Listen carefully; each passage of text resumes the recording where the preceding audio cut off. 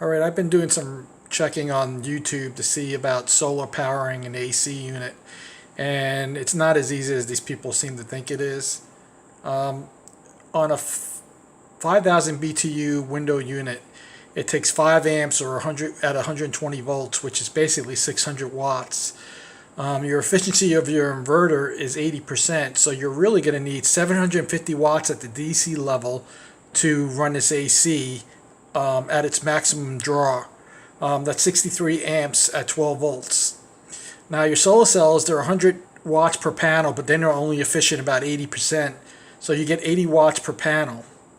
So you would need 10 panels to keep a sufficient amount of current going to your batteries to keep those solar cells, allowing those solar cells to fully charge your batteries as you're using the air conditioner.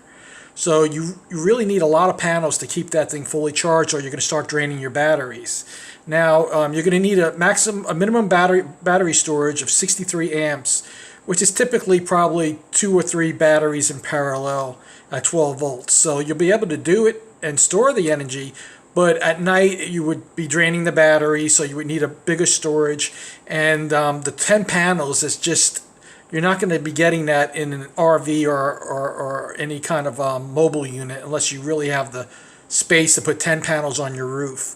So at 5 amps, you're going to need 10 panels. Now, this is pretty cool. I made an Excel spreadsheet, and if you wanted to fully charge your cargo trailer or your RV, let's say you wanted to put 20 amps in there, I could actually jack with the 20 amps, and then it shows you need a 3,000 watts to power 20 amps for a DC inverter.